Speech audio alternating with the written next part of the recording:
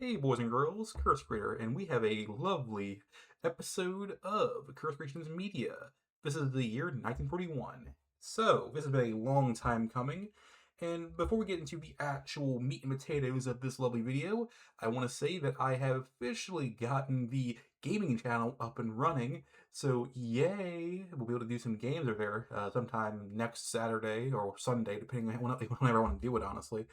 But let's get right into our films of the day. We have 16 films to cover. So our first film is Citizen Kane. This is considered the greatest film ever. It is a quite sad film, and is very groundbreaking on many levels. So let's hop right into the description. Following the death of the publishing tycoon Charles Foster Kane, reporters scrambled to uncover the meaning of his final utterance, Rosebud. So, oh boy, I really want to talk about this one, but I get to the other guys and peoples here. Director Orson Welles. Writers include Herman J. Mankiewicz, Orson Welles, Roger Q. Denny. Stars include Orson Welles, Joseph Cotton, and Dorothy Comingore. That's a very unique last name. Never heard that one before. Sorry, I did a little drink there. So, one thing I do know about this film is this is like one of the first films that I believe there is like behind the scenes things going on with one of the actors being a bit of a douche. I think it's like one of the real biggest examples of it. I might be wrong. Like, I do know there's a film around this year or next year where it kind of like blows up and becomes like a whole archetype of a Hollywood celeb. But this is how it is. We have a pretty interesting cast of people. I can't really recall many of these people at all, so they're all relatively new to me, which is always good. You know, it's always nice to see new actors and actresses pop up, and of course directors too, because that means we have more content to talk about over time. It's always good to talk about all that fun stuff. So we have we have a whole other storyline thing here to explain a bit more of the film, just a little bit, because these lovely folks on IMDb do go out of their way to give us sometimes some pretty hefty stuff. Other times it can be pretty light. I feel like the description of this film was a little too light in my opinion. So to continue onwards, a group of reporters are trying to decipher the last words ever spoken by Charles Foster Kane, the millionaire newspaper tycoon, Rosebud. The film begins with a newspaper reel detailing Kane's life for masses, and then from there, viewers are shown flashbacks from Kane's life. As reporters investigate further, viewers see a display of a fascinating man's rise to fame and how he eventually fell off the top of the world. So that feels way more fitting than what they gave us for the actual description of the film, in my opinion. This is how it is sometimes. So sometimes it can be really banging, sometimes it can be really shit. Um, I think this film it does a whole lot, and I think this is kind of hard for me to really express into words. I like how they showcase the rise through all the flashbacks and stuff because we have seen this before. Like we've seen other films where we've been shown how it all occurs, how things happen. I believe there was one, I believe around like 1933 or 34, where we covered. It was a whole biography of a fellow. We could see his life up until his demise, or where basically he's like a recanting his whole life, which I thought was pretty intriguing. And this is kind of like that, just kinda. Because obviously it's not a biography or anything like that. um, this film does have, of course, some singing going on, which I mean makes sense. It has some opera stuff going on. I thought it was pretty interesting. So let's hop into the trivia because again we have 16 films here, and as much as I want to talk about this film, this film has a lot of stuff going on, and this film will be getting its own video one day. As you all know, I do so it's called one and dones. Typically, and thus far, I've only done animation films, except for one where I was like, this is pretty interesting. This is pretty, cool. It's short. I can do it. Like I had time to do it that damn day. That's what I did. It was pretty interesting. This film can and probably will be getting its own like one and done, despite being in this video. It's that when I find a film that I actually like, I will give its its due diligence to like where I will cover it like even more in detail. So sorry if you guys want to hear even more, as it's I don't have the time. It was 16 film, well 15 after this. So number one, the camera looks up Charles Foster Kane and his best friend Jebediah Leland, and down at the weaker characters like Susan Alexander Kane. This was a technique that Orson Welles borrowed from John Ford, who had used it 2 years previously on Stagecoach. Good film, by the way. Wells probably watched a movie about 40 times while making this film. That is kind of crazy. Despite all the publicity, the film was a box office flop. Oh, it was quickly co-signed to the RKO Vaults. At the 1941 Academy Award films, the Academy Awards, excuse me, the film was booed every time one of its 9 nominations was announced. It was only released to the public in the mid-1950s. Really? This film is like so praised by people, but it's so like big and like it changed everything. And I'm like, wow, that's really okay. Whatever they say. Throughout production, Orson Welles had problems with various film executives not respecting his contract stipulation of non-interference, and several spies arrived on set to report what they saw to the executives. When executives would sometimes arrive on set unannounced, the entire cast and crew would suddenly start playing softball until they left. Based. Really based. The audience that watches Kane make his speech is, in fact, a still photo, to give the illusion of movement, and hundreds of holes were pricked with a pen, and lights moved about behind it. That's a very unique way of handling that. I mean, it saves on money. You don't want to hire all these damn actors and actresses. So that is Citizen Kane. I have so much to really talk about with this film. You know what? Because I feel bad. I think I will include, at least for this film only, the goofs with this film. I'll include 2 goofs. When Susan Alexander Kane is doing a jigsaw puzzle by the fireplace, in the first wide shot, it's clear that the puzzle is almost complete. But in the subsequent close-up, the puzzle has hardly been started. It's the first time on the opera stage, wow. Just before Susan begins to sing, 2 men pass carrying a litter behind her twice. Okay. Once again, people.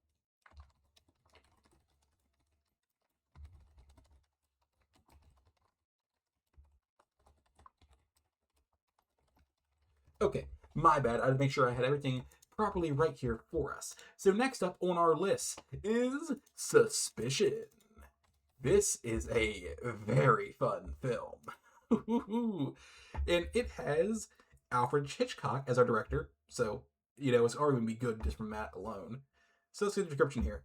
A shy young heiress marries a charming gentleman and soon begins to suspect he is planning to murder her, which is just great. Of course, again, director is Alfred Hitchcock, whereas includes Samson Rolfeson, Joan Harrison, and Alma Reveal. Stars include Cary Grant, Joan Fontaine, and Cedric Hardwicke. So some pretty familiar names. We've seen these names at least a few times now.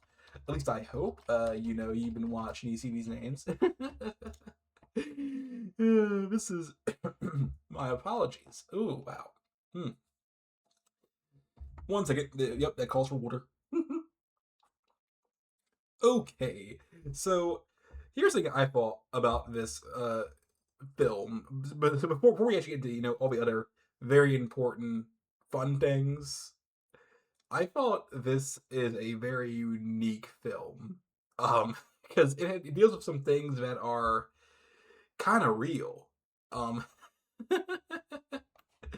Like some people will suspect that like, I'm rich. You are going to kill me for my money, and I feel like that's something that's so real. It's just kind of there. Let's get into the whole shindig here. This film does I had some words for this one because I like how they tackle some of the how do I say this? Some of the more worldly or darker aspects. That's all I'll say. Is that our leading man is a gambler. That is something that occurs in the film. Johnny is the character's name. He does gamble, and he does it quite wildly. Um, our leading lady, or rather Lena, learns that Johnny intends to live off her, basically, and basically sponge off her father, essentially. Leech. He's a leech, and she, of course, wants to, force him to get a job. That's the whole goal there. She, keeps like catching him on lies, this lie, this lie, this lie, that lie. It is a whole lot of things going on here. And I believe it involves some schemes going on, to quote unquote, get more money that way. And there's a whole lot of other tricks going on. I think this is a very, obviously it's kind of outlandish in a sense, but this is a quite real thing. People will do this. They're trying to take off to these richer folks, and, abuse them in a sense. But yeah, it's as these things pile on. Obviously, she believes that he's going to kill her for the life insurance. Obviously, it's a whole thing. So I hope I was able to give some more wordage going on here, because I couldn't really do that with the other films. We'd be here for a while if I did that for that film. Don't worry, I'll make up for it one day. I promise. I do have some other things in the works though, so that has to wait. In interviews, Sir Alfred Hitchcock said that an RKO executive ordered that all scenes in which Cary Grant appeared menacing be excised from the movie. When cutting was complete, the movie ran only 55 minutes. The scenes were later restored, Hitchcock said, because he shot each piece of film so that there was only one way to edit them together properly. There's a technique called in-camera editing, a trick Hitchcock had already employed a year before during the filming of Rebecca, 1940. To prevent producer David O. Selznick from interfering with the final cut of the movie. That's smart. That's so freaking smart. Joan Fontaine's performance in this film is the only Oscar-winning performance that Sir Alfred Hitchcock directed. She was the last surviving credited cast member when she died in 2013. Wow, she was alive for a while. Joan Fontaine liked the character of Lena in a novel Before the Fact by Anthony Berkeley. Pen name Frances Ellis so much that she sent Sir Alfred Hitchcock a note after she read it, offering to play the part for free if necessary. I like it when people they love a role so much they are willing to do anything. They're like, I'll do it for free, because I really want to act out that role, and I really like that. Originally, this movie was intended to be a B movie to star George Sanders and Anne Shirley. But when Sir Alfred Hitchcock became involved, the budget increased, and Sir Lawrence Olivier and Frances D were engaged to star. Interesting. Okay, so moving to our next film, we have The Maltese Falcon. And this is a very important film, and I do want to talk about this one a bit more in depth, because this film would mark the beginning of a new age, let me phrase this. This is not a new genre, but it's the building block. This film would basically be the foundation for the whole genre. No, it's called noir. I had to correct myself, or I said something wrong. So noir is a great genre. I love noir. The game I love the most is LA Noire. It kind of introduced me to the whole genre. Although Batman, I guess, would technically count as noir to a degree. No. So this film, as I said before, is basically the building block for it. But it's not the first, noir film. Not necessarily. But prior to this, we have seen films that have had noir-based elements, but we they don't have all of the things that basically make noir what it is today. This film has the most identifiable features, basically. So from the top, this is called the Maltese Falcon. San Francisco private detective. Okay, I can word. I promise. San Francisco. I'm drinking water. Oh my god. I blundered there. San Francisco private detective Sam Spade takes a case that involves him with three eccentric criminals, a gorgeous liar, and their quest for a priceless statuette. with the stakes rising after his partner is murdered. Director includes John Huston. Writers include John Huston and Dashiell Hammett. Stars include Humphrey Bogart, Mary Astor, and Gladys George. So we have some pretty hefty names going on here. Humphrey Bogart is a character we've seen plenty of times. And I believe we will, so we'll be seeing him quite a bit longer, at least until 1957 or 56, around that range, give or take. I just love the films that he's in, and the fact that he stars in basically like one of the most important noir films ever. Yeah. So let me begin discussing why this film is the best thing ever. I'm partially joking, only partially. So I love the dynamic between the leading lady and, of course, our protagonist. I believe his name is Samuel Spade.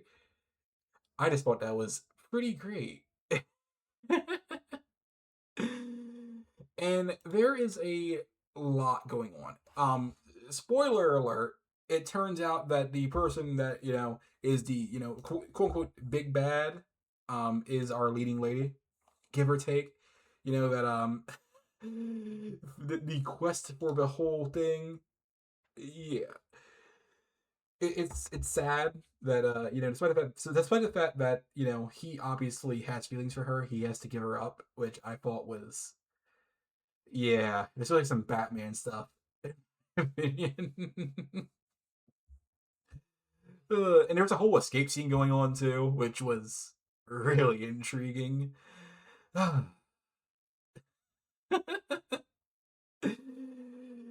There's a whole lot of interesting things going on here, and I think if I can compare it to anything, if you want to like get yourself into like some real noir stuff going on, a whole lot of comics, or rather, not just comics, but like wow, I've written the damn name. It's been so long since I last did them. These action stories from the magazines that I occasionally do, those they cover it. They show plenty of noir, but it's more towards detectives and mystery stuff. But it's basically noir at this point in time, basically. um, Before I head off into the trivia, there is a bit of a warning because it's kind of important. It does feature a scene where a drink it basically gets roofied. Essentially, it's spiked with our protagonist Spade. Um, Basically, they search. It's a whole thing. Just know that somebody dies afterwards. Somebody gets shot like a bunch of damn times, and that's just how it is. Or I think they already been shot. It's been a while since I last watched this, man. It's been like at least 2 months, and so yeah. Okay, I know. Obviously, I'm doing this way later than I should have, but I've been busy, man. Having some slack. So let's go to our trivia before we end off to the next film. Three of the Falcon statuettes made for production still exist and are conservatively valued at over $1 million each. This makes them some of the most valuable film props ever made. Indeed, each is now worth more than 3 times that what the film cost to make. Holy shit. 8 Maltese Falcon statues were used for the film, 2 lead and 6 plaster ones.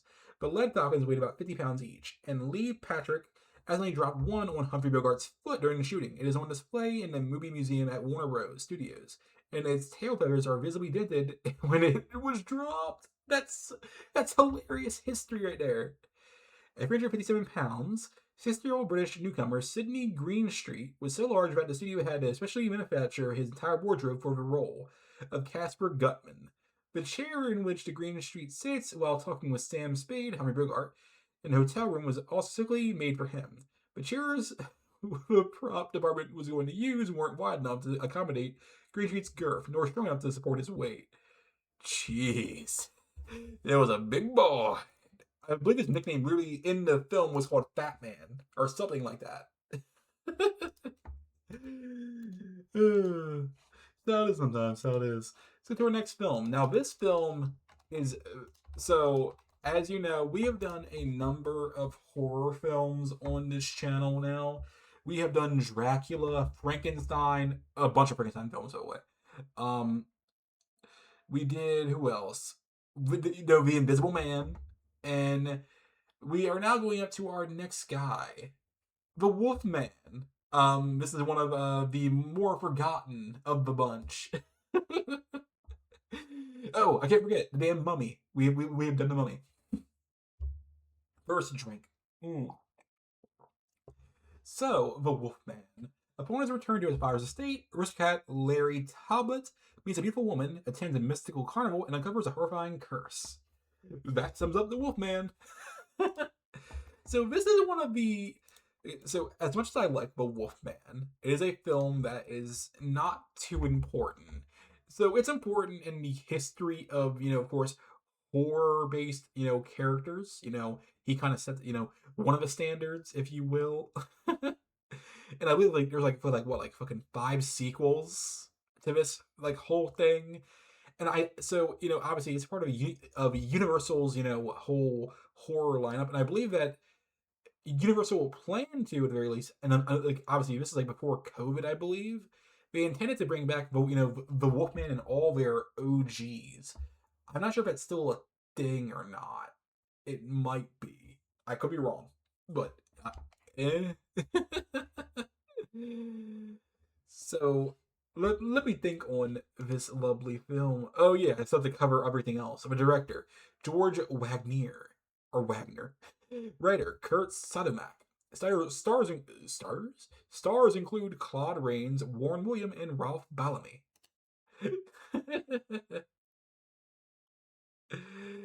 Oh boy. So we have to think not think but cover. So the thing I think is the most important part of this film is just how much our protagonist is going through the ringer. Of course, that is Sir John Talbot. Um, so one of the characters that's pretty important, obviously the protagonist. Duh. There's a difference. There's actually a difference here between, of course, our protagonist John Talbot and the other most important character, Lawrence, or rather Larry Talbot, or rather the Wolfman. In the ending, which by the way, spoilers, if you don't want to get spoiled, leave now or skip ahead. The Wolfman is quote unquote dead. Oh, or is he?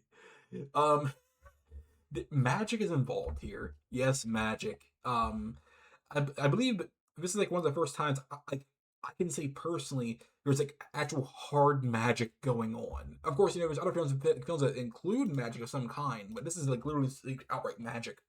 I could be wrong. I might be wrong. But yeah, this is a rather tragic film, all things considered. Obviously, how this all starts, is of course a man, like he gets bitten by a werewolf, and his whole life is basically doomed, become a werewolf. I think if we, I, I like, I won't say ignore some of the things that are wrong here in this film. I think this is pretty intriguing because it includes a character archetype that's not really used as much nowadays because how people view them like not negatively, like a lot of people don't like them, and it's kind of sad. Of course, it's always sad when things happens, but it includes a gypsy, um, which I thought was really cool because it's not often see like we see them in any sort of like good light, and it always makes me sad. But the actor who plays who plays the protagonist, he did such an amazing job. Oh my lord. I can go on for like hours on this film. This film was really good. Uh, but let's go down to trivia because I feel like I'm gonna start rambling if I don't.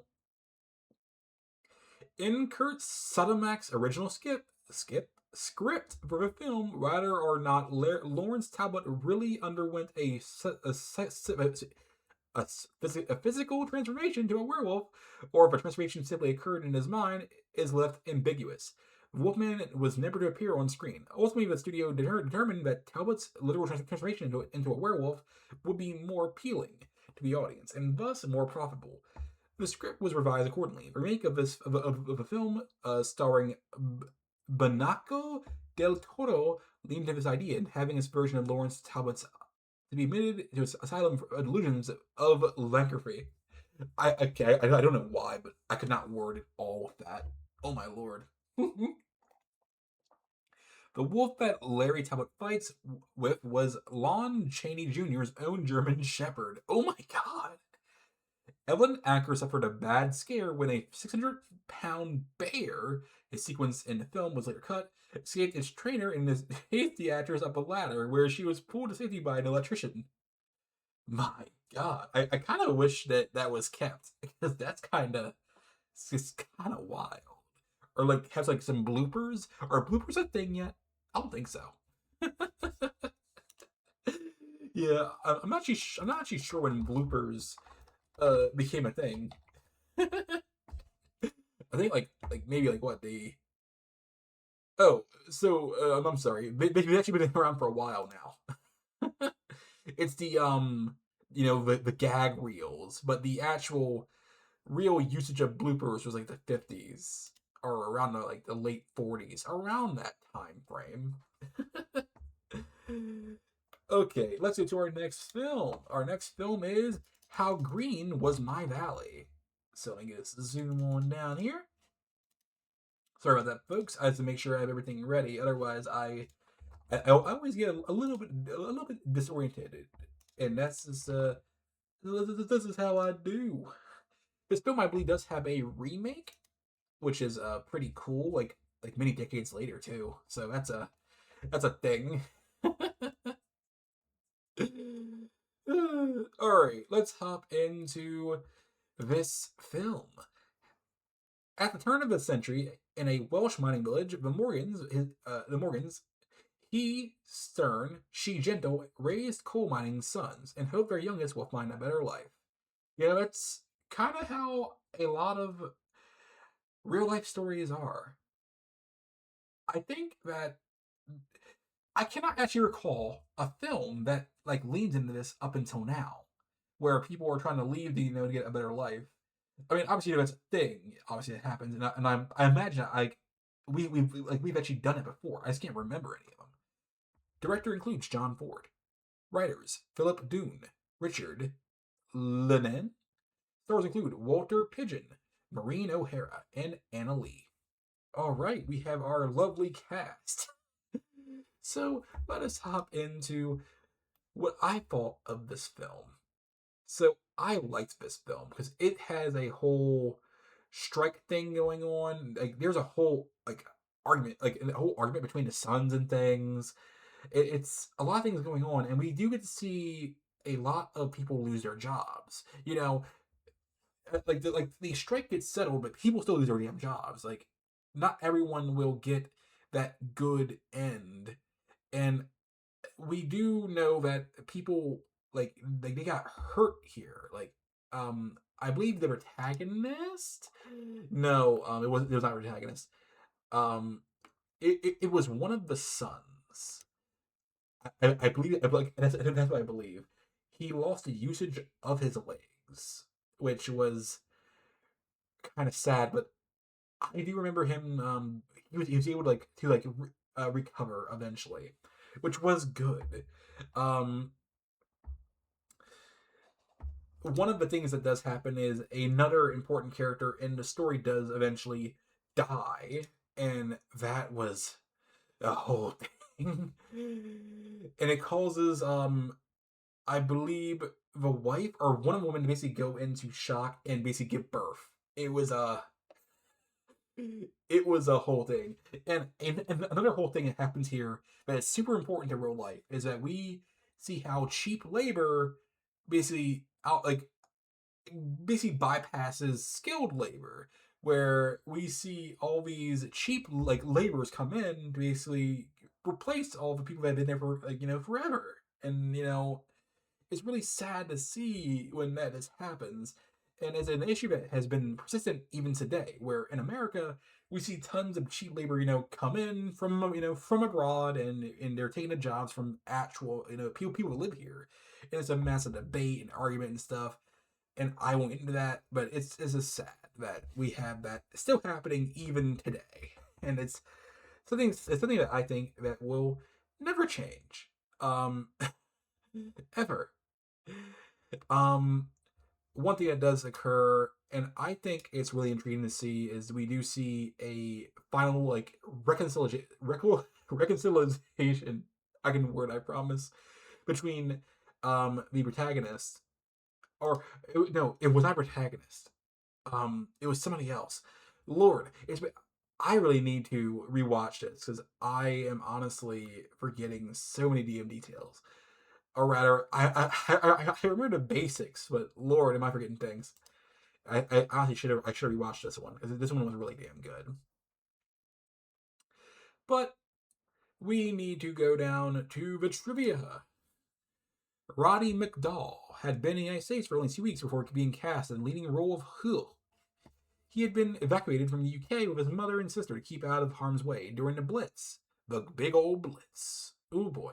Historians have called the Wynn plays with Maureen O'Hara's veil when she leaves the church after Anahard's wedding, a stroke of luck for John Ford. Far from it, he had instructed the crew to set up wind machines to fan the veil into a perfect circle behind her head, and then blow it straight up into the air.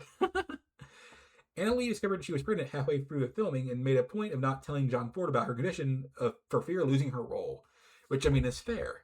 You don't want to lose your paying job, and you just want to, just keep going for the film. And finally, John Ford also referred to this film as his favorite, which is fair. This is a really good film, and I really need so. On my list now, thus far, this film and Citizen Kane are on my William one and done list because I really want to cover these films more in depth. And this film got the brunt of a bad job from me because I've forgotten like so many damn details from this film. It was like one of the first films I actually watched. It was Citizen Kane and this film. It was like on my between 1 and 3 from my starting for this film. But let's go back to our next film, which is Hold Back the Dawn. So something you might notice thus far is I'm not scoring these films anymore. I don't see the point. that's how I view that actually is I don't see the point. But let's go to our Hold Back the Dawn. Stop in Mexico by the U.S. immigration. Yorgis or George. Ivescu hopes to get into the country by marrying a citizen. That's how it goes. Director Mitchell Leeson. Writers include Charles Brackett, Billy Wilder, and Kitty Frings. Stars include Charles Boyer, Olivia de Havilland, and Paulette Goddard. Ah, yes, Olivia. One of the baddies. I've consistently scored on the Goonometer repeatedly, in fact. It's kind of wild to me that she died actually really pretty recently, like 6 years ago. It's actually kind of wild, man. Oh boy. So let me think on this film because, oh man, I think this film, out of all the films that we've had thus far, this film had like one of the like more happier endings, which I truly enjoyed. We got to see our protagonist George. So this not mispronounce his name. I'm just calling him George from now on. And Emmy. So Emmy is a character who I thought that Olivia did such an amazing damn role with. She was, you can tell, like you can honestly tell that she's enchanting. She owns her role, and I like that a lot. And this film tackles a thing that is kind of relevant. Well, it's not kind of. It is relevant to today, much like our last film, where we see something that's still a thing today. Where, much like our last film, where you see people be like lose their jobs to cheap labor, we see people in this film where they are trying to come in the country through marriage. It's not for actual love. It's for a card, and that's a whole thing. You can debate the ethics all you want, but or the morality and all that. Um, it's a whole thing, and we won't get into that. But I thought it was really really damn cool. Yeah, this film is really a melodrama at its core. um, I do recall one thing that was really cool is that our protagonist George does go off to it was a Hollywood company. I think it was Paramount or Universal where he was trying to sell a story to a director to get money to take care of Emmy, and that's a whole thing. Um, Eventually, of course, our protagonist gets caught and gets sent back to Mexico. That's a thing I do recall happening, and our protagonist is quite dejected until I think his visa got approved, and that's a whole thing there. But he does see his his girl again, and that's great. He crosses the border and they depart, and that is how that ends basically. And I thought that was a pretty cool ending. No matter how you feel on the whole actual like a real life issue, this is a thing that happens, and that's just how it is. It's a thing where I don't really want to tackle the whole thing, but this film was nominated a whole bunch of damn times. It won like 4 awards in the whole Academy damn thing, which I thought was pretty cool. So the trivia, and now we're gonna start like lowering the amount of trivia we're doing, just so I can bulldoze the rest of these films. So sorry if you want to hear more. The original script included an early scene where Charles Boyer talks to a cockroach in his room. Boyer dismissed the scene as idiotic and convinced director Mitchell Lyson to delete it. Screenwriters Billy Wilder and Charles Brackett were so incensed at Lyson for giving in, they resolved to direct and produce their own movie from then on. The last film was scripted by Billy Wilder, but he didn't direct. Yeah, some people they really want their ideas, to be, in, and they don't like it when people get, just fuck them over like that. And I understand. I completely understand. So let's go to our next film, Sergeant York. Ooh boy, this is a interesting film. I think people will like it. So let me just make sure I have my good stuff here all loaded up. Perfect. A Tennessee farmer and marksman interested in World War I struggles with his pacifist inclinations before becoming one of the most celebrated war heroes. That's how it is, honestly. I believe this is actually like the highest grossing film of this year, which was really cool. So one thing that I think this film tackles perfectly. This film, and I do know I'm skipping over most important, um, you know, I'm like parts, director, writer, and all that stuff. I think this film tackles war heroes perfectly. It tackles what a war hero should actually be. So, the director includes Howard Hawks. Writers include Abern Finkel, Harry Shinley, and Howard Koch. Stars include Gary Cooper, Walter Brennan, and Joan Leslie. So let me go more into what I meant here. So the protagonist, unlike some other people, where they would like try and like monopolize on the fact that they're a war hero, to like earn money from it, our protagonist instead wants to just go back home.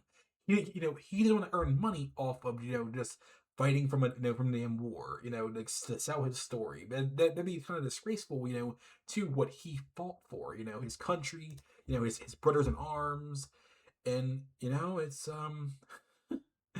a whole thing. And I think it's like one thing that's like really cool is how it ends. The protagonist, he wants to come home, to like marry his girl, but he comes back home to realize that it's like his own state, his home. They built a home for him, and that's That's really fucking cool. That's the American dream right there. Too bad it doesn't happen in real life like that. Let's go down to the trivia. There's not much else to really say about this one. It's such a damn good film. I really recommend it. So, trivia. Alvin C. York himself was on set for a few days during filming. When one of the crew members tactlessly asked him how many Jerry's he had killed, York started sobbing so vehemently he threw up. The crew member was nearly fired, but next day York demanded that he kept his job. Oh. Mm. Alvin C. York had been approached by producer Jesse L. Lasky several times beginning in 1919 to allow a movie to be made of his life, but had refused, believing that the uniform ain't for sale. Lasky convinced York that with war threatening in Europe, it was his patriotic duty to allow the film to proceed. York had finally agreed, but only on three conditions. First, York's share of the profits would be contributed to a Bible school York wanted to be built. Second, no cigarette smoking actresses could be chosen to play his wife. Third, only Gary Cooper could recreate his life on screen. Cooper at first turned down a role, but when York himself contacted the star with a personal plea, Cooper agreed to do the picture. Strangely, York did not mind the fact that Cooper was a chain smoker. I mean, it's not that strange in my opinion. I feel like when it comes to a man's wife, or rather his partner in general, be a bit more modern in my phrasing, that they want to put them in a really good light, to be more respectful. When it comes to, themselves, I imagine they wouldn't really care. Which, I think makes sense. At least in my mind, at the very least. Once again, people. But yeah, that's how at least I view it. That's how I see it. And I do think it's really noble that, of course, York wanted to make sure that the money would be going to a good place, a school. And I think that is really noble. It really shows that, his character as a person. So, to our next film, Ball of Fire. Oh boy, this is going to be a film. If I was scoring this, then you would know my opinion. But it does have our young boy Cooper, so it makes up for it. A group of professors working on a new encyclopedia while living in a Manhattan mansion, taking a mouthy nightclub singer who was wanted by the police to help bring down her mob boss lover. So I like the plot itself. I don't know why. I didn't care for the film too heavily. That's at least in my opinion. The director includes Howard Hawks. Writers include Charles Brackett, Billy Wilder, and Thomas Monroe. So it's include Gary Cooper, Barbara Stanwyck, and Oscar Homelkel. So we have some pretty, recognizable writers, and of course Cooper. All in all, pretty cool. But let us go down into at least a little bit of the story before I end up getting really kind of annoyed by it. So I want to tackle more of the ending for this one. I think it is really intriguing that a bunch of these professors really outsmart a fucking mob boss, basically. I love that. And of course, we do see Sugarpuss O'Shea, that is our leading lady, of course, fall for Cooper. Because, of course, Cooper gets all the ladies. That's the rule. I feel like it's in his damn contract. I feel like it's in his contract, honestly. What do I think of the film overall? I enjoyed it for what it was. It is, of course, a screwball comedy, basically, and I kind of made it kind of clear throughout my time doing these that I don't really care for screwball comedies. I'm more of a story guy at the end of the day. Um, that's me. If you like this film a lot, that's your prerogative. I hope you do enjoy it. I mean, the film has a lot of redeeming qualities. It just wasn't for me, and I think that this film is a great film. In a damn day, great film. So let's go to our trivia. Kathleen Howard was left with a fractured jaw when punched by Barbara Stanwyck through Kathleen made contact. Stanwyck was reportedly mortified by the incident. Jesus, girl! Got a mean hook and punch. Sheesh. That is really freaking cool. Lucille Ball wanted to play Catherine Sugarpuss O'Shea, as she thought it was the kind of role that would win her an Oscar. She fought for the role and was eventually hired, but once producer Samuel Goldwyn, found out that Barbara Stanwyck was available, she gave her the role. Oh, that's just messed up, man. She earned that role. Sorry, I had to check out my window because I'm like, who the hell is trying to light my window, man? Just a mailman. So let's go to our next film. We're really bulldozing through these, but this next film will be a little. This is a smidge slower. Just a smidge, because this is Dumbo, and I like Dumbo. I know not everybody's a big fan of Dumbo, but Dumbo's cool. Ridiculed because of his enormous ears, a young circus elephant is assisted by a mouse to achieve his full potential. That is basically the summary of Dumbo. And I honestly don't really need to talk about Dumbo too much, because I think we all have seen Dumbo to some degree. Yeah, at least that's how I view it. When it comes to these Disney films, I more dive into trivia, but I do want to talk about a little bit more towards the ending, because I thought it was really amazing work on Disney's part. I think Walt had a pretty hefty hand in this one. I might be wrong, but I love the scene where Timothy is like, what was it here? So Timothy played a massive role in basically in assuring Dumbo. You know, I love it when we see a whole duo work together to achieve their goal. That Dumbo could not have done what they have done without some assistance, and that is really important. That we see this type of teamwork, because not many people want to work together.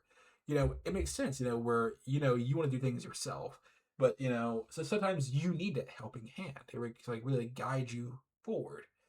And Dumbo, of course, he wins the damn day.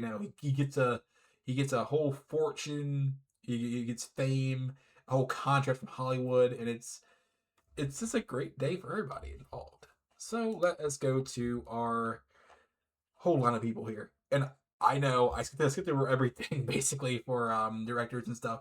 Directors include Samuel Armstrong, Norman Ferguson, and Wilfred Jackson. And writers include Joe Grant, Dick Humer, Otto Englander. Stars include Sterling Holloway, Edwy Brophy, and James Baskett.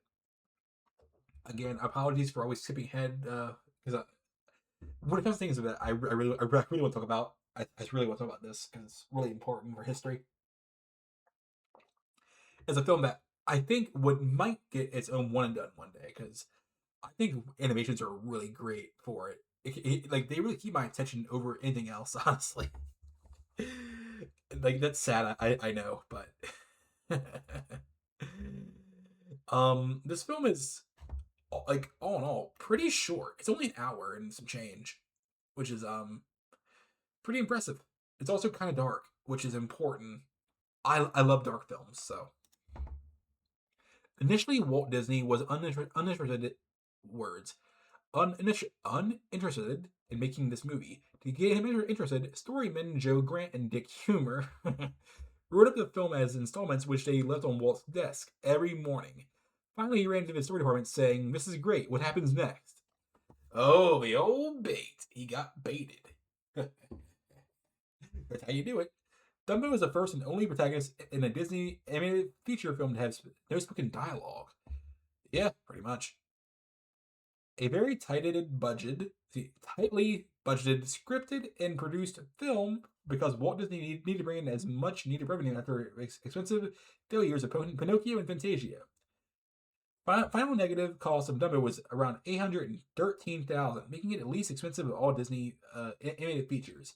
It grossed over $2.5 million in its original release, more than the original grosses of Pinocchio and Fantasia combined, which is crazy to me, because those films are freaking baller. They're banging. Like, how could that be?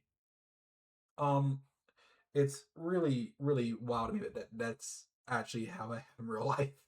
Like, at the time, I imagine that, like, of course, the war's going on and shit, man, and not everyone can really, you know, do all that shit. But that's what I'll say there with that. Let's get to our next film because again, we're running on time here. We are running on time. Meet John Doe is our next film. So this is another Cooper film. This is a year of the Cooper. I've come to realize quite quickly. Um, oh boy. A painless drifter is recruited by an ambitious columnist to impersonate a non-existent person who said he'd be committing suicide as a protest and a social movement begins. So I have to, of course, give a disclaimer because it's super important to do this. If you ever feel, like you want to, do the deletion of yourself, please seek help. It's always out there for you.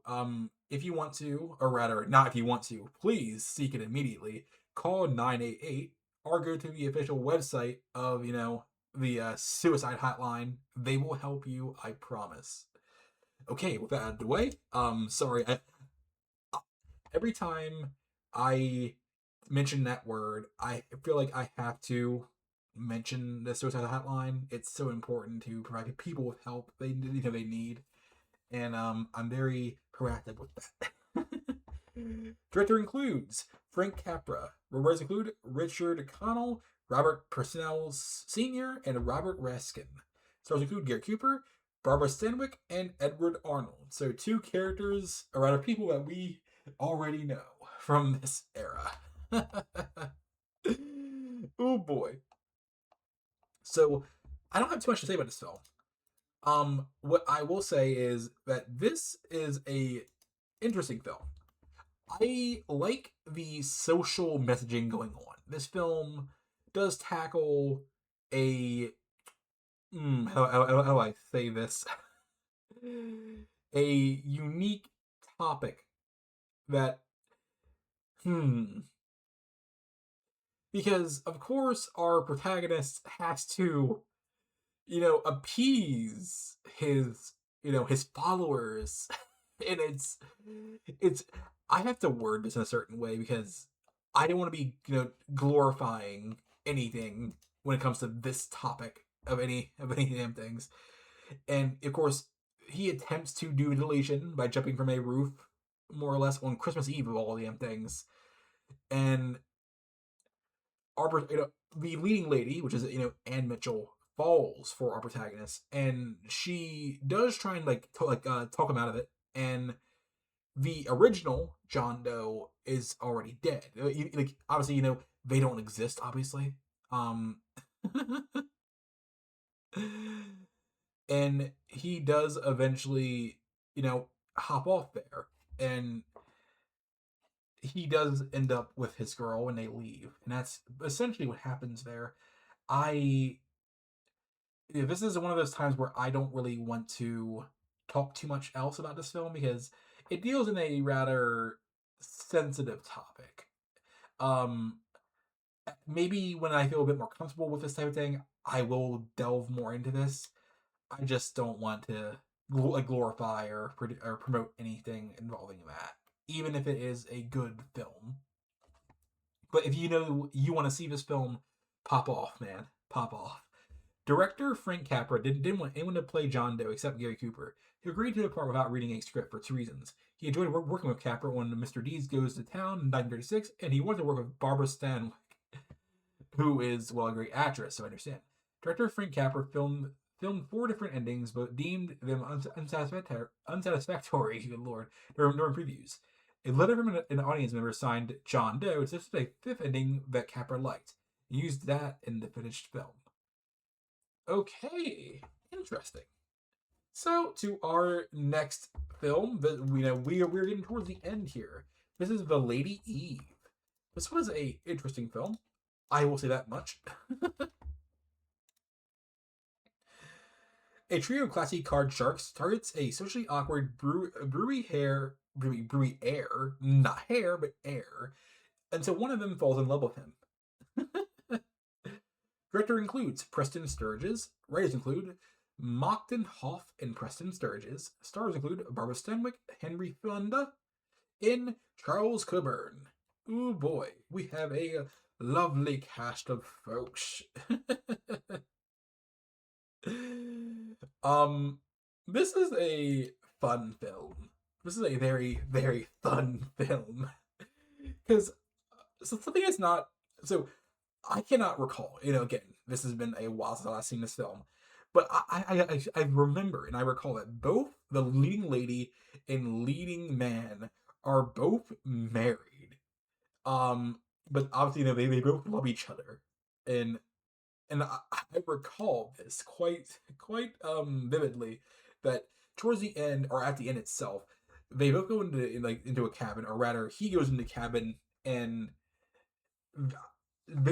it doesn't show intercourse or anything like that, but they confess their love, and that's how it ends, basically. But it kind of alludes to it, or I might be misremembering there. Um, that is just how it is. One thing I do recall is to basically discuss our leading man Eve basically confesses all of her past and mentions all of her former boyfriends and lovers and shit, and it's just a whole thing going on. Now I might be misremembering, but because it's a whole thing, and it's really enjoyable. I really recommend it. It's a romantic comedy, so if you enjoy those, you'll really like this. Trivia: it was hibernation season during the shooting of this film, and Emma, the king snake, was always sleeping while shedding her skin. Needless to say, she was very uncooperative. After the Mad Miss Manson, 1938, this film and You Belong to Me, 1931, and Henry Fonda always would refer to Barbara Stanwyck as his favorite leading lady. Which is fair. She's great. She's amazing. To our next film. Next up is I Wake Up Screaming. And we only have 4 films after that, so we're almost done. Yay! I'm only in a rush because I have schoolwork after this. Why is Inspector Ed Cornell trying to railroad Frankie Christopher for the murder of model Vicky Lynn? Okay. So, our director includes H. Bruce Humberstone. Writers include Dwight Taylor and Steve Fisher. Stars include Betty Grable, Victor Mature, and Carol Landis. I don't know any of these people, so this is a very unique cast. I've never seen them before, so, or maybe I have. I just can't remember them. But yes, this is based off a novel of the same name, I believe. So let me just talk about how this is one of the best films I've ever seen in my entire life. Because the film, it kind of alludes to certain things.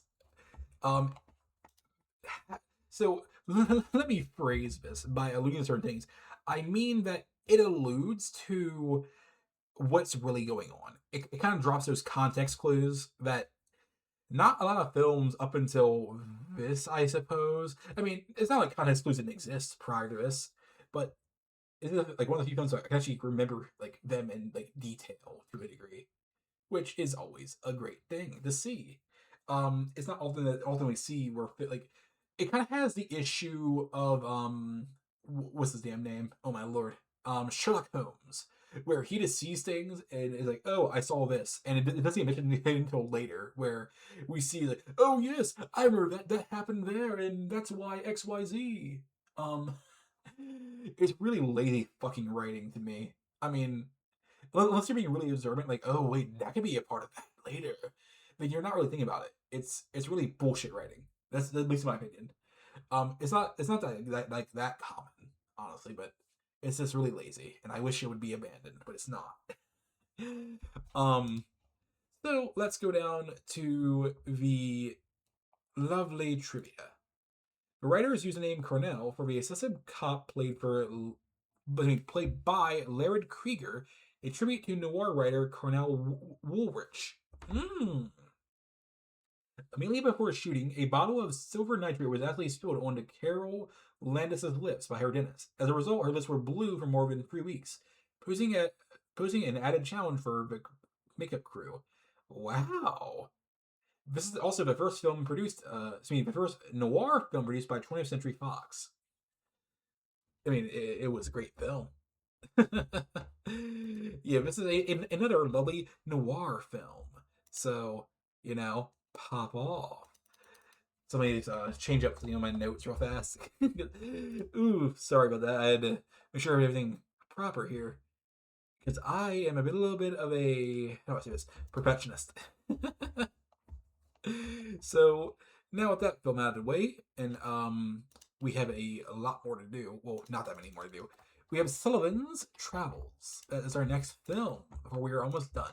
Yay! Now, this is a film that I thought was pretty cool. Hollywood director John L. Sullivan sets out to experience life as a homeless person in order to gain relevant life experience for his next movie. So, this is... Okay, you know what? I'm not going to skip ahead. I promise. Preston Sturges is the director. Writer is also Preston Sturges, and stars include Joel McCree, Veronica Lake, and Robert Swarwick. So, now we have that out of the way. I love it when we have something that's real. Like, actual directors do this. They will go out of their way to experience something just to make their film. Like, they can actually like write from experience, which I think is so cool. That we should see more of that. We should see a lot more of that. Like, tons of that. And but mind you, this is not unique to directors or actors or anything like that. This is like something people do across the world. Just like to adapt to their niche, to their media or whatever the hell they're doing. So let me dive in to why this film is pretty intriguing. Outside, of course, so something that occurs here is, of course, our protagonist. How do I say this? He cannot communicate. It's due to him being what's the word? His memory is bungled, and our protagonist regains his memory basically while in a labor camp. That's basically because he basically like hurt somebody prior to that, and he's basically sentenced to 6 years, and he does attend. This is like one of those crossover things going on here, where we will see Walt Disney's Playful Pluto being shown to prisoners. But he fails basically to convince anybody that that he's actually the actual guy, like that he's this top dog or anything like that. But he does have a solution. Basically to solve his his quote unquote murder. He basically confesses to basically being the murderer, and that was a thing that I thought was cool. His wife, who basically got remarried to his like business partner, I think.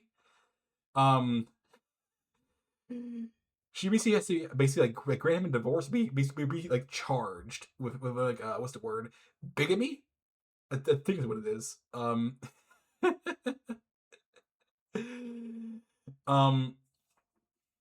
basically the protagonist basically learns his lesson, and he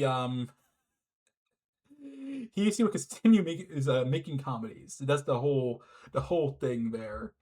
And I thought that was really cool. But that is that film. Let's go down to trivia. Get this out of the way. I cannot pronounce that word. No, I can pronounce that word. Cinematographer, yeah, I did it. John Seitz admired Preston Sturges' unconventional approach to his work. The opening scene comprised 10 pages of dialogue to cover about 4.5 minutes of screen time. It was scheduled for 2 complete days of shooting. On a morning of the first day, Seitz found Sturges inspecting the set with a viewfinder, looking for where he cut the scene, sorry, and change uh, up on it. Oh, sorry, I skipped over a whole line. In changed camera setups, Seitz dared him to do it all in one take. Never one to refuse a dare, Sturges took him up on it. Although nervous, Seitz had never attempted to complete a 2-day work schedule in one day. With the endorsement of McCree, and a breathtaking actor, Sturges pressed on and determined to set a record. The first take was fine, but the camera wobbled a little in tracking shot, following the men from the screening room to office. So we tried again. We did 2 or 3 takes at most, and that was it. 2 full days work by 11 a.m. on the first day, a feat that had the entire studio buzzing. Amazing. Hey. Preston Sturges had originally intended to use a clip from Charles Chaplin's film for the church sequence, but Chaplin wouldn't give permission wouldn't give permission. In an earlier scene, Joe McCree does parody of the Little Tramp character. The cartoon eventually used a Walt Disney Mickey Mouse, the playful Pluto. Oh wow, they butchered the writing there. Jeez. So next up is Tears for Miss Bishop. So this is a film I can only vaguely recall. I'm so sorry, but I will read a description and all that stuff. I just can't recall this one at all, and I think I should really, truthfully, rewatch this one of these damn days. Dedicated to Midwestern words, teacher Ella Bishop is distressed when her fiance runs off with her vixenish cousin Amy. After Amy dies in childbirth, Ella is left to care for Amy's daughter, Hope. Jeez. Director is Tay Garnett. Whereas include Bess Streeter Aldrich, Stephen Vincent Bennett, and Adelaide Highborn. Stars include Martha Scott, William Gargan, and Edmund Glenn. And we'll get to trivia. The failure of the original copyright holder to renew the film's copyright resulted in it falling in public domain, meaning that virtually anyone could duplicate and sell a VHS or DVD copy of the film. Therefore, many of the versions of this film available on the market are either severely and usually badly edited and are extremely poor quality, having been duped from second or third generations or more copies of the film.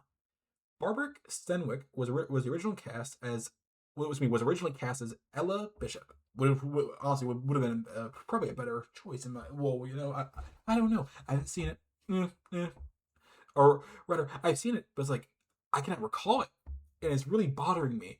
This might have been a film I actually literally skipped. Oh man, I feel bad about that one. Next up is a film I most likely saw is High Sierra. It's noir. This is the year of noir. So, after being released from prison, notorious thief Roy Earl was hired by his old boss to help a group of inexperienced criminals plan and carry out the robbery of a California resort. Director includes Raoul Walsh, writers include John Huston, W.R. Burnett, stars include Ida Lupino, Humphrey Bogart, and Alan Curtis. So, oh wow, it's been forever since I've seen this guy.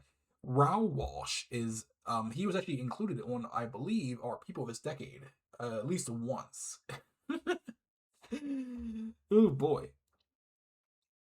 So, let me discuss this lovely film because it was so damn good. Let me just think on this one because oh my lord, this is. I think that how do I say this? The actor, the lovely Humphrey Bogart played Roy so freaking perfectly. Something that does occur more or less is basically Roy dies because they do not want to return to to the prison or anything like that. And it is a whole thing, and it's something that basically makes let, let me say this. ABC makes his girl Marie really sad. He gets killed. I believe he gets killed by a sniper, basically. That's a whole thing there. Um, and Roy's whole thing is, he basically wants to die over going back to prison, and that's just how it be, really. Um, it was enjoyable, and I think that Ida did an amazing job. She really sold it. And she will be going into a whole like legend lens one of these damn days. She has an amazing story, really good story.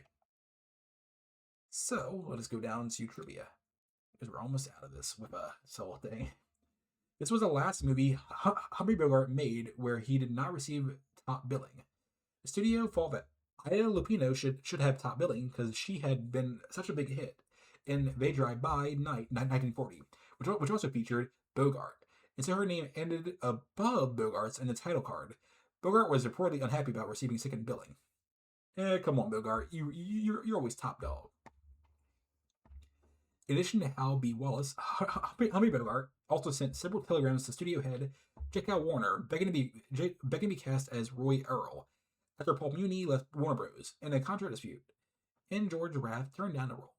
Warner called Bogart and told him the part was his. On occasion that Bogart stopped sending him telegrams. There's a popular but unsubstantiated story that Pard, played by Zero Dog, was Humphrey Bogart's dog in real life. That'd been cool if it was. I mean, they couldn't prove that. And finally, the last film of the day is Dr. Jekyll and Mr. Hyde. Yes, we have a lovely. This is a remake, I believe. So one thing I will say, basically, it is not as good as the original. That is what I will say immediately. It's not good as like either of the remakes that we've seen. So the original and the remake, and this is the other remake. So that's just how it be, honestly. um, I I don't remember if we saw the first one in 1920. We might have. I think we. So I do know for a fact we saw one in 1931. So it had Frederick March. But let's get to the actual film. So Dr. Jekyll allows his dark side to run wild after he drinks a potion that turns him into evil Mr. Hyde. Director Victor Fleming. Writers include John Lee Mann, Robert Louis Stevenson, and Percy Heth. Stars include Spencer Tracy, Ingrid Bergman, and Lana Turner. So a lovely lineup of people. So there's not much else to really say here because we have seen this before at least like once, maybe twice, depending on how things are. And one thing I will say again is I prefer the March iteration. It's just superior, but this film is not bad. If you want to see the history of all, the whole Jekyll thing, then pop off and watch them. So let's get trivia. Due to the Hays Code, much of the film had to be watered down from Dr. Jekyll and Mr. Hyde from 1931. The character of Ivy Pearson had been changed from a prostitute to be a barmaid, which is boring.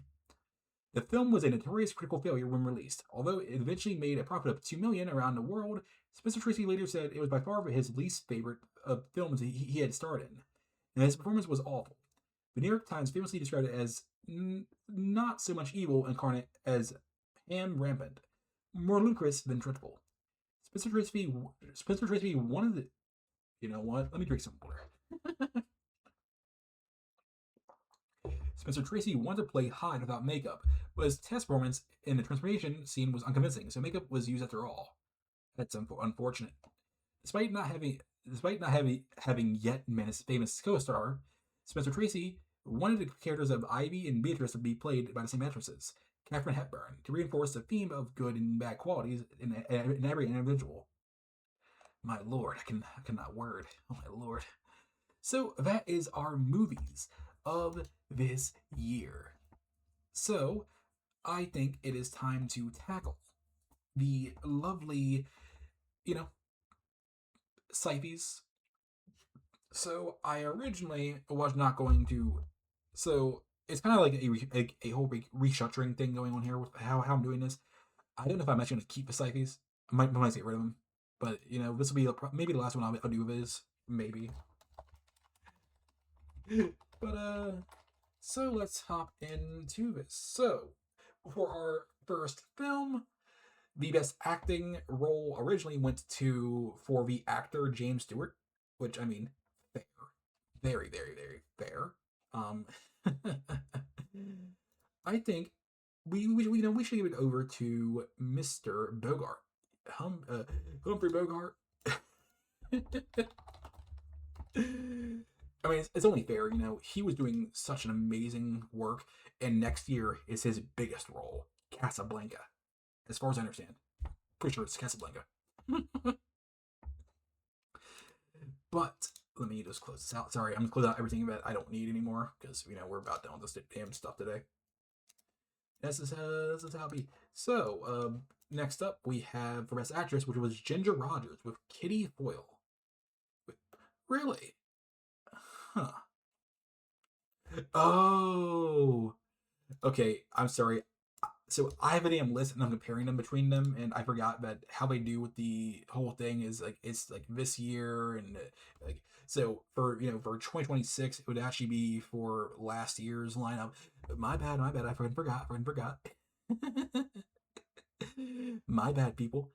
So best picture went to How Green Was My Valley, and I think that no, Citizen Kane. Best director was John Ford, and so I'll agree with that. Best actor Gary Cooper, fair. He did an amazing job as Alvin York. I agree. Best actress was Joan Fontaine. Yeah, I'll agree with that. So from there, I don't think I'll cover anything else from that. I think the Cyphes is basically dead, and it is pads out time, and I just don't have the time to cover that time anymore. I'll quickly do the music section of this though because I think that we had some really good songs for this particular year. We have a nice lineup. So my favorite. So I have a few favorites. My first favorite is "Cool Water" by the Pioneers. Words. What was the other one I have written down here? Solo Flight is by Benny Goodman, or rather, Charlie Christian, depending on who you ask. Worried Life Blues by Big Maceo, and that is all.